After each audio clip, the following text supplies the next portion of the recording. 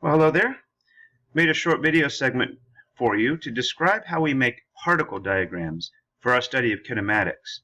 This is pretty much the first part of Chapter 1 in Dr. Knight's book.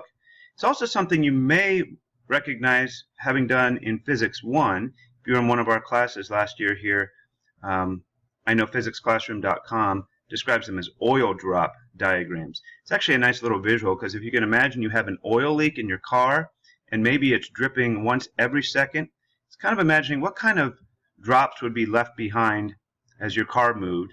And so you could go back and almost retrace your steps and figure out information about your speed or acceleration.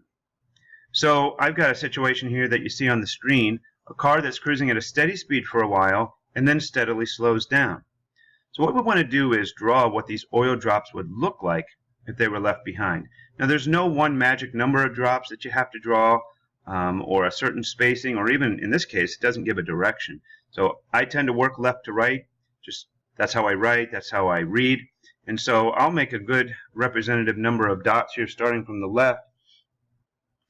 And what's important for steady speed is that these be spaced the same distance apart. So seems like 4 would be a good number. Now I'm not measuring this, I'm just eyeballing it to make sure they look about the same distance apart. And then when we get slower, we have to start spacing the drops a little closer together because the car's not going to travel as far every second if it's getting steadily slower. So I'm just going to reduce the space here a little bit for dot number 5 and a little bit more for dot number 6, and then that's about as close as I can get without the dots actually kind of running into each other. So that's a start of our particle diagram. Okay, now the next step is to draw velocity vectors on the diagram, and what we do here is we connect each dot with the dot that came after it. And by doing that, we're going to be drawing arrows in that direction, and we're going to draw them of a length that indicates the magnitude of the velocity. Now we're not going to put numbers on this, it's just a visual to get kind of a descriptive look at it.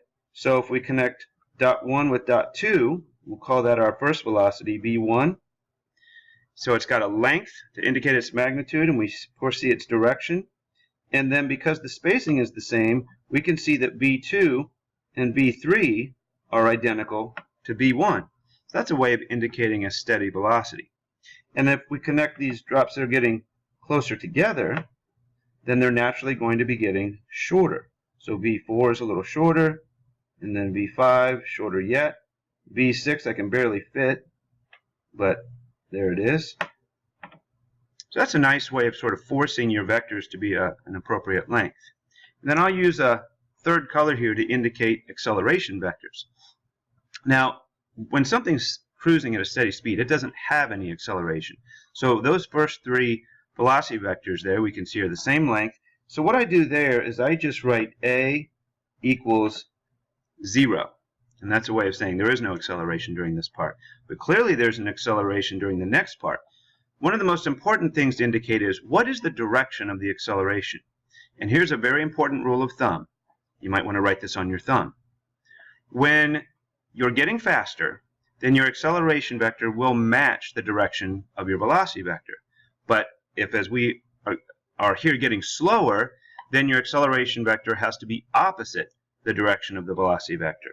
So because we're getting slower and our velocity is rightward, then we're going to indicate acceleration leftward. And this is a little departure from how Dr. Knight describes it. He likes to have an acceleration vector at each dot. I just like to indicate for a certain region, so I might do something like this. Just draw a little red line there. And then I can see that my acceleration vector kind of goes with that particular region. So that's all we put on the diagrams. It's a lot of information compacted nicely into a little space. And then usually what follows from this is something a little more quantitative. But we'll just stop that there. If you want more information, Dr. Knight, the first few sections, I know there's a nice summary of this on page 15 in the version that we use. So maybe check that out for a little bit more. That's it for now.